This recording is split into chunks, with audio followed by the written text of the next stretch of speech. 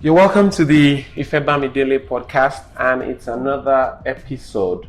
Today, I'm going to be talking about the elimination of domestic violence. Some days back, or recently, there's global conversations around eliminating domestic violence, especially against women. However, now it's eliminating domestic violence against both men and women, and these conversations are conversations that must keep going on. Across the world, a lot of women and men are battered. They are victims. The question, firstly, will be, is there a chance that we can eliminate domestic violence? Secondly, are people just naturally violent? Or is it because it is men versus women or women versus men? What's the way forward for those who have been battered? And what are suggested solutions for groups, individuals, communities, nations, and for all of us? Today, on my podcast, I have two beautiful people, wonderful people. Dr. Tiwa. She's on one of my other episodes. And I didn't start by saying Dr. Tiwa. I said Tiwa. So later in the thing, I said, oh, she has a PhD, but now I'm saying Dr. Tiwa. Yeah. And then I have Olujo. And they're going to be talking about this topic. We've had these conversations as friends, as colleagues, as a community, but it's much more than just private conversations. It's something that a lot of people have questions to ask, and it's always nice for me to hear opinions. I really like to know what people are thinking and how people think that these problems can be solved.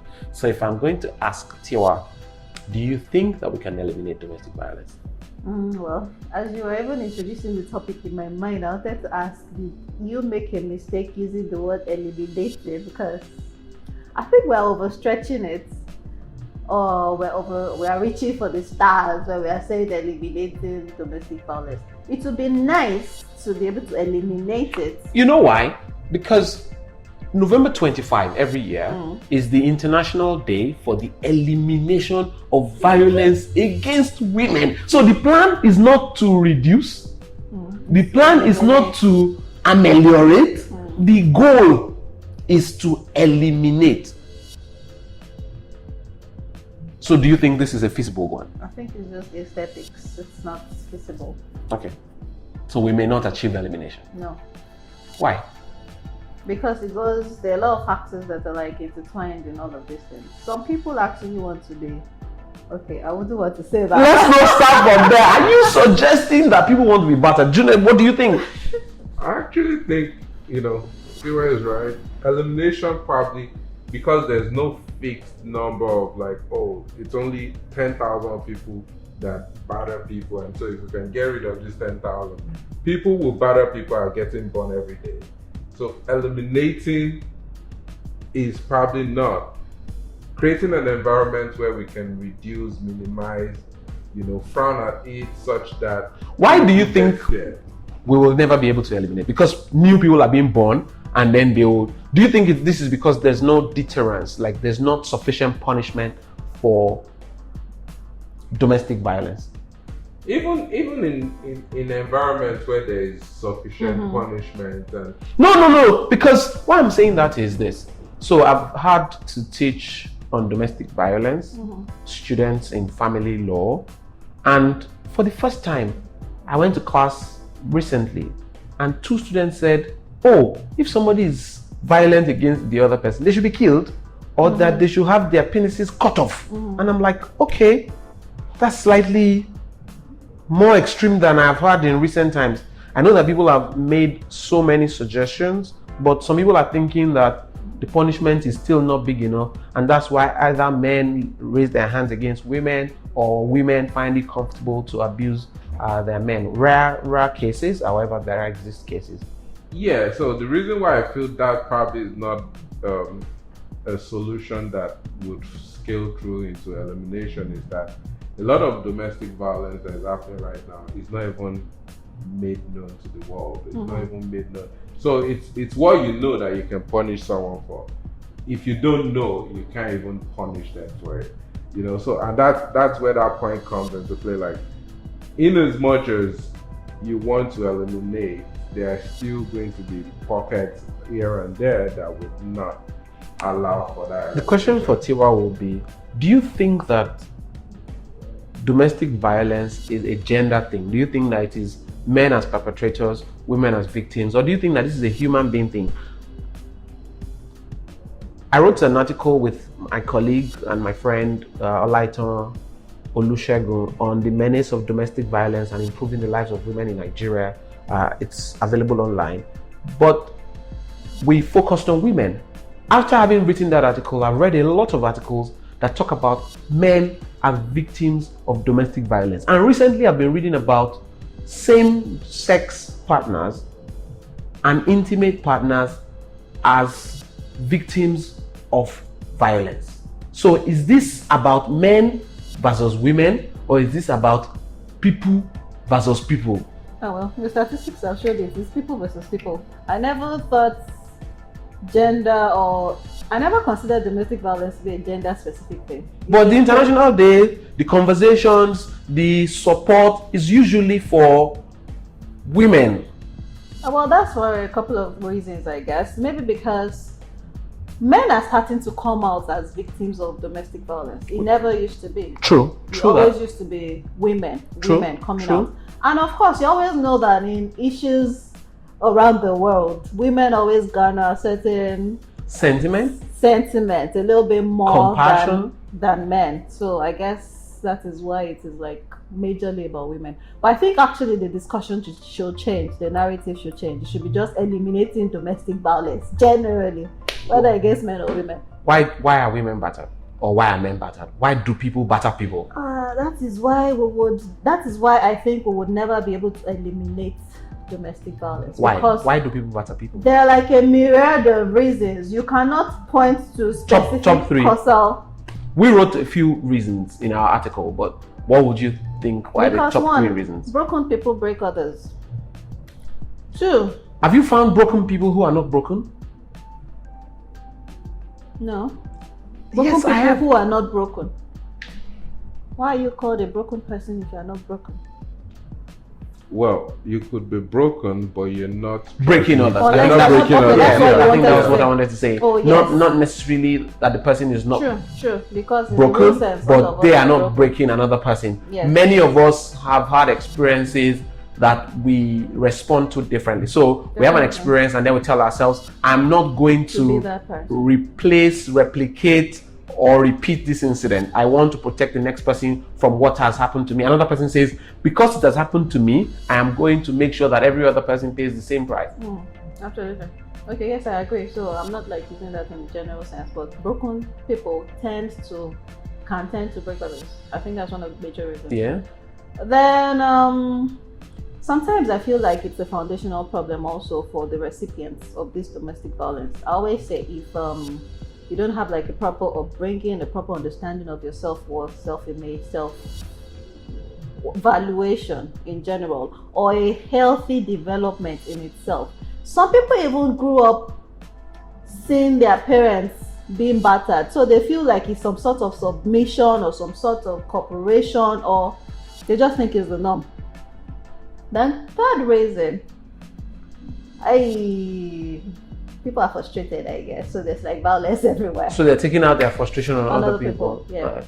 If I asked Jenna, what would you think? What do you think is the major cause for domestic violence? I agree. First, background. How were you brought up? How were you raised? So how do we stop the cycle? Because it looks like everybody's talking about how these things go from generation to generation, and it's easy for you to just pick it up because you've seen it happen. How do we stop the cycle?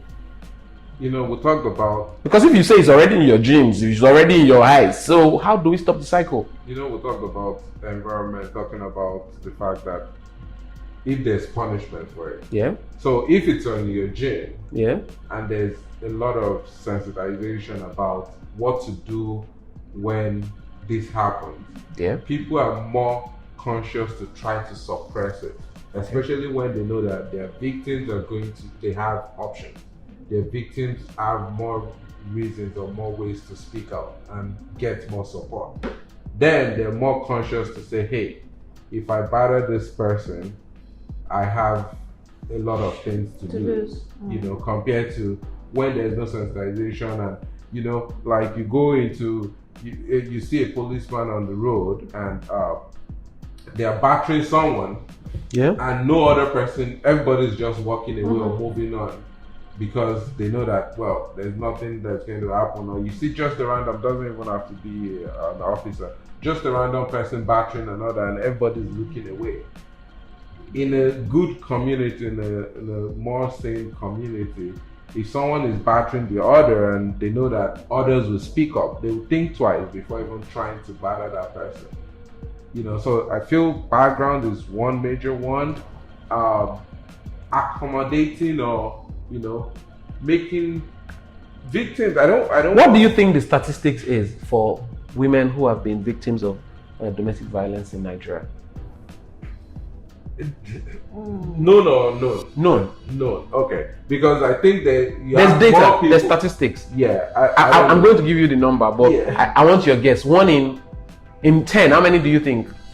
I would say 5 in 10. 5 in 10. I would say 7 in 10. 7 in 10. Tiwa is closer to it because it's 1 in 3. 1 in 3. Yeah. 1 in So 3. that- That's so about 4 in 10. Okay, Okay, that's so lesser. 4 or 5, It's yeah. lesser, Tiwa. Oh, okay. On record. Because like Juliet said, many women will not get an opportunity to express themselves, to report. And that's why sometimes one of the things I talk about is with agencies of government, non-governmental organizations, to continue to speak about it. The same way we're having this discussion. I'm sure that there are so many other fun topics that we can have, and then we're going to be jiving, happy. There's World Cup, there's party time, anything that we can talk about. But this one actually changes lives, because almost on a daily basis, somebody's dying because they're battered. Somebody's losing a limb.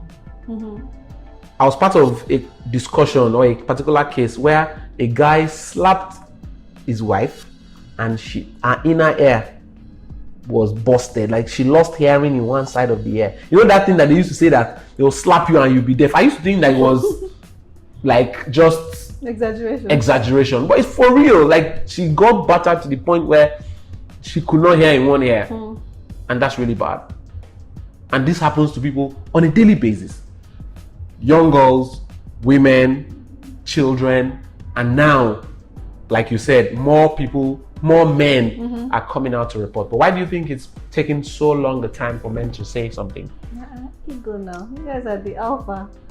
You want to be seen as being in control. I think they have like a lot of things at stake when it comes to their pride, their ego, their reputation. I really respect men who report domestic violence. Absolutely. Because I can imagine you going to a police station as a man, and then you walk to the counter, and then you say, I want to report a case. And then they say, Oga, wetin happen? What are you going to tell them? No, it beats me. No, but I think it's the culture. Assuming that there's a woman at the front desk and the officer that is in charge says it's a woman, and then you tell her your wife beat you, what do you think she's going to tell you? Just start laughing. She'll laugh. But that's exactly the culture. Your culture, your environment also determines if there's going to be progress in men coming forward. Because you have all these different proverbs. You're a proverb guy, and you have a lot of these proverbs. I like proverbs. I love a lot of proverbs. You know, especially Yoruba proverbs. Be like the man. You're the man. Yeah. You can take man up. You should man up. Stand up to it. You're a man. Don't allow them to. You're meant to be the one to absorb. Men are seen as the stronger gender. And in the article we spoke about, one of the reasons for domestic violence is how women are seen as the weaker sex, and so they are being dominated and oppressed, taught what to do. Like some women have spoken about how, he's not beating me, he's only correcting me. Yeah, absolutely. And how do you correct another fellow human? By battering them? Like that doesn't make any sense. Yeah. Which are one of the reasons why I still keep saying elimination is a tough. It's a tough call, and might not happen anytime soon. Because you have to reorient a whole lot of people, especially those that find themselves in that class where they think he's not beating me, he's correcting me. Or that's how my father showed my mother how he loved her. That is is all crap. And for the women who beat their husband, what are you doing? It could be vice versa. But you're correcting him too. How nice. They're keeping him in check. I think a lot of times when you have women beating men or being abusive to men, it's more of being very, very Defensive? They want to be defensive even before an attack comes. Oh. It's more of like, don't think you can even mess with me. Smell it. Don't even smell it. Talk more of, Yeah. we'll get there. You understand? Like, based and To every man who has been a victim of domestic violence, I salute you. I salute your patience, and especially for the men who have not raised a finger, and to all the women who have lived with domestic violence and who are about to make a decision. I'm just going to say that make that decision for your life, for your own progress. I know it's going to be hard, and that's the question we were talking about before we started this podcast. Where do we go to? That's the question on the lips of many women. What happens to me? This is the guy who funds me, funds my parents, he's paid my bride price. Our church does not allow this. I don't know what to do. Tiwa, why did you look like that? Because I said our church does not allow this. I'm quite passionate about issues like this because I always believe that there is a choice. So when you start to ask all these questions, I feel like when you're confused about certain things, it's either because you are in it for some selfish reasons. I'm not underestimating what anybody is going through. No, I disagree slightly, and that's because, Junior, can I ask, a penny for your thoughts. Do you think that every woman has a choice? I think every human has a choice. Every human, okay, whether you're a woman or man. Every man. human has a choice. Yeah. Not everyone can choose, and not everyone is in a position. Not everybody has an easy choice. Yeah, and not everybody even understands That the they have a choices. choice. The choices they have. That they have a choice. Oh, so yeah. everybody has a choice. Everybody is not opportune to choose, and not everybody is even aware. If I'm not These are opportune their- and I'm not aware, how is that a choice? Yeah, Tiwa, I think I'll come back to you. Sorry for that interjection. Okay. I hope you didn't lose your I was track going of your to say, thoughts. yeah, either you for selfish reasons, Yeah. or you don't want to put in the hard work it's going to require for you to make that choice that you need to make, or I lost the second whatever. But when I'm trying to understand Junior's point where he says not everybody is opportune to choose. Yeah. I don't get it. I realize that some people might not know the choices available to them. Can I give an Or need example? explanation. You're in a marriage, you probably don't have another job, you have 4 kids, you have your children being sponsored by your husband or your partner, you're not very economically buoyant or financially strong, you don't have somewhere to go to, probably you're an orphan, or you have a family that your husband is funding, or life just puts you in a difficult place, and you don't know if peradventure you choose to quit. You are not sure of where next or what next for you. That's what I'm saying. You're not ready to plunge into the uncertainty. That means you don't want to do whatever it takes to choose that. So you're still staying because you feel it is still a safe space, so to say, Yeah. because of the financial security. Sometimes it's not just financial for some people. For some, it's family. For some, it's religious. For some, it's emotional. For some, it's just different things, different factors that keep people. If you listen to many of the older women, the women in their 60s, 70s, they speak about how their children were the real reasons they stayed in many marriages. Whilst I do not encourage any young person or in this age and time to do that, because whilst you may be staying in a marriage because of your children, you may die and then the children become motherless. So you have not done the children any good. Exactly. But some of those women stayed, and they are using themselves as poster girls for staying, to say, look at me, I stayed, and that's why I'm able to raise you. If you run, what becomes of your own children? The other thing is, one of the ones I've seen a lot of is drug addict Okay. in relationships. Okay. The So guy when there's wants- the use of substances, Yeah. people become more violent. Okay. They become more violent, but the person who is the victim Yeah. finds it difficult to leave because they have so many things attached to this person who is their so-called partner or whatever. And this is the reason. If they go out there, they walk away from it. They're addicts. They don't have where next to pick up their. that one is more difficult because I mean, if you are the partner of a person and the two of you use drugs and one of the partners is the one that supplies, Exactly. it's going to take a lot of effort To get that person to get that person first has to get off drugs before they can get off their abuser. Yep. Yeah. So And because they are connected to the abuser either by an emotional relationship, it's going to be very difficult.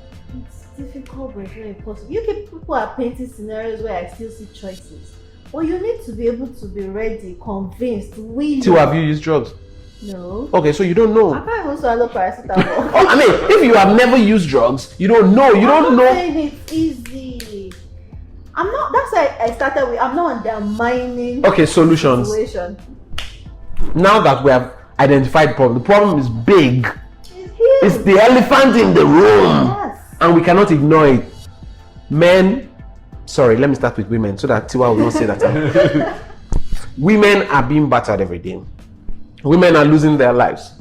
Children are being abused. A lot of young girls have a story to tell. Some have repeat stories.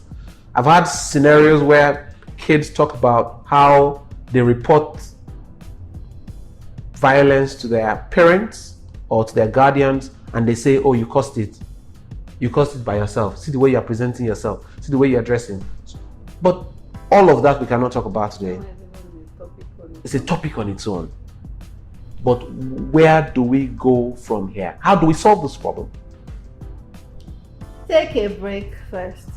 If you are the victim, Any victim should first and foremost isolate themselves from wherever the violence is taking place. give me an example.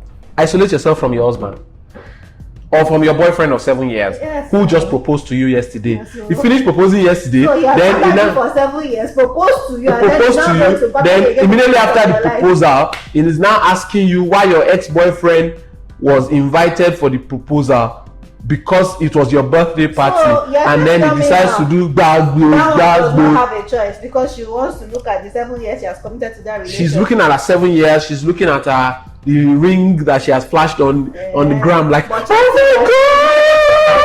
my God, have you seen my ring? There's always a choice. It's just going to be hard. Really, Then I mean, really apart hard. from the joke, I mean, I was just joking about Yeah. the gram and all that, but some people really do have I know. more difficult situations. People have been married for years, 20, 30, 10 years, 40 years, and then they discover this new behavioral pattern or some patterns that have existed but that become more aggravated or worsens. Which I wanted to ask earlier. At what point do we start calling it domestic violence? Is it when you start having black eyes, or that moment when they start stabbing you on your forehead, hitting you at the back of your head? Some people even say that emotional abuse is sufficient enough, and that when somebody starts saying, I'll slap your face, Exactly. that you should pack your bags. But no, you're waiting. Do it. They don't buy you well.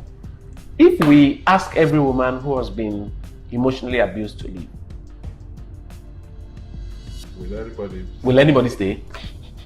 Nobody will stay. Sometimes you can know this thing. Some people is just mouth. Some people is just So is that same reason? It's just mouth. I take that back. Okay.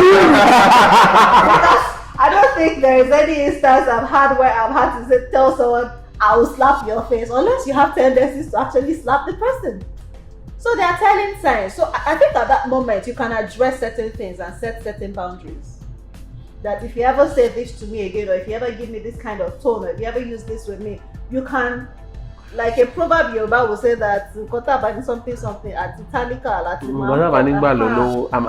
So you have to identify these things early and either cut them loose or cut So them. one of the solutions is identify warning signs of violence and then escape. I know it's hard. I can't lie to you. And that's why one of my recommendations for women who are victims of violence, and maybe now men as well, will be shelters for women to have somewhere to go to. But really, the real problem is many people don't have where to go to.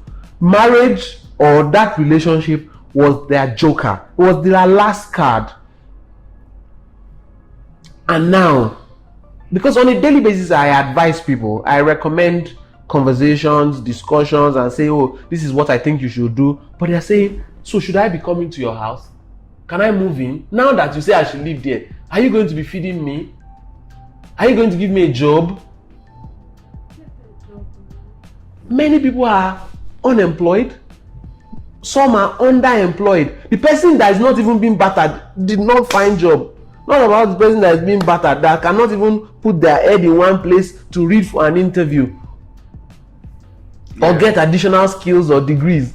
One of the things is making a choice comes with huge mental strength. You need to have that mental strength. So it's not like, so you see where you say there is a choice. Yes, there is a choice, but you have to be at a particular level to even say, I'm taking that leap of faith. I'm making that mental decision. Yeah, but so my solution first is that catch them young first. Ensure that young people have the mental strength, mental capacity to make key decisions when the time is right. Because a lot of times also, the abuser works on your mental capacity such that first and foremost that you're already in a bondage even before you start getting abused, and you become comfortable in your abuse, and you can't even get to that mental state. Most abusers isolate you from exactly, from so people that can help you. My first solution would be, as kids are growing up, give them that mental strength, give them that mental ginger to ensure that when times like this happen, they're making the best of decisions and they can actually step up to the game. My second recommendation, we need support. Support system. You said it. You identify abuse, a victim, you let them see how they're being abused. And next question they ask you is, okay, you're pulling me out of this situation. What support do I have? Where do we go from here? Yeah, and then you realize that, man, really, I've identified the problem. How am I backing up my words of mouth with action? There's not much I can do. So you've told them you're being abused, get out of it. But there's no support. There's no extra room in your There's no extra room in your house where you can put them. Exactly. And this person has given me a mansion where I'm staying. Yeah. And my kids have shelter. My kids are going to school. And you've just said, this person, I should pull myself out where my kids will not have school fees. They won't have what they need to grow up. And so at the end of the day, they might get pulled out of that abuse, but you might have just made it more possible for the kids to become abused later in the future because they lose a lot of things they should have gotten growing up. Okay, final words, Tiwa. There's always a choice, so that is the only thing I can keep emphasizing. There's always a choice. I mean, saying that from a woman, I feel it feels very strong for me, because most of the women or victims that I have spoken to sound very, or are in some cases helpless. They feel that there's not much choices, the devil and the deep blue sea. And so for you to say there's a choice, I'm happy that you're saying that, but I'm also worried that maybe people need to share their experiences more, and then we'll see how better we can recommend solutions. And June? Yeah, my recommendation is speak up. Speak to some, at least, at a minimum, speak to someone. And not just speak to someone who is benefiting from the abuser, but speak to someone who is independent. Okay. Who can actually speak to you from a non-biased standpoint. Yeah. Speak up, because a lot of abusers I've seen, they've been abused for so many years and nobody knows about it. Yeah. And they're role models Yeah. in the world. Like people are seeing them and saying, grow up to be like This person, and then you suddenly know, you discover and that suddenly for that years they've for been years, covering these people up. have been covering up I'm wounds. preaching anti-abuse. Yeah. Yeah. You know, so my recommendation, first major recommendation is speak to someone. Have someone independent who you can speak to once in a while, and it doesn't necessarily mean you have to even narrate your abuse to them. Someone who knows about your life, who can detect when something is not right with you, and would be willing to push forth to discover what might be wrong. So that's my main. Don't wait until you are the late stage, Mrs. or Mr. ABCD. Take the decisions when you are able to. And I also ask that individuals, groups, governments, non-governmental organizations should be more open about the conversation, because it's not a discussion. Families. Yeah, families. Yeah. You know, you find out that people say it and then they waive it. Yeah. Something that can decide whether you are going to stay alive or not. People just say, but wow, all right. Yeah, they'll be fine. It's normal. I am worried that we're not giving it as much attention as we can. But the more we talk about it, the higher the chances that somebody is convinced. And the aim for me with this podcast will be for individuals who are victims to make decisions about their life, to say, I want to protect my own self. I want to determine to live. I want to do better for myself. And like Tiwa said, build some strength from within, and for you, not just for yourself, for other generations. And for people who are the abusers, know that there's punishments for this, and that it can stop with you. You don't have to transfer it to the next generation. And then if you have not been caught yet, you better stop before you are. And assuming that you regret your actions, don't pass it on to the next generation. And for those, you should be able to reform even the abusers. That's what I was about to say. Rehabilitation. Rehabilitation. So focus on support as being for the victims, and not necessarily the abusers. Yes. And that's why recently there have been conversations for he for she, and so a lot of training for eliminating domestic violence is with boys and the boy child, knowing that in many cases they have been the perpetrators. And so you're talking about but although I attended a conference where the tone, and that was what I said, the tone already pitches men against women. So you invite me to a program asking for my support, asking that I should be a part of the discussion, yet you are relating to me as if I am the perpetrator. I am not a representative of all men. I do not abuse women. I want to be on board. I detest the idea of abuse. I do not like any woman or man to be abused. And so I am not the perpetrator. I'm not the one abusing somebody. So don't see me. It's my ilk, it's my gender, but it is not me. And I want it to be seen as such. Men should contribute their own quota, and men should give as much support as they can. And for women who are facing a challenge, my heart is with you. And for men also, I send my love to you. I send you love and light. I send you love and light. Ife Atino. My name is Ife already, but I don't know where Ino will come from. But frankly, Ife Atino. I mean, I'm sending you love and light. And frankly, I just hope that people get the help that they require, the support that they need. And for those who are able to build shelters, for those who are able to support, please don't hesitate. Save a life, support somebody, do something just to protect society. Yeah. Absolutely. Thank you. It was fun. It was fun talking about this, and it was also emotional because every minute that we're talking about it, my head just kept flashing to somebody who had said something, and somebody who had said something, and somebody who had said something. And yeah, I hope everybody is fine. Yep. And for those who are not yet fine, that they will be fine. Everybody good day. All right. Last. Thank you. Have a good one.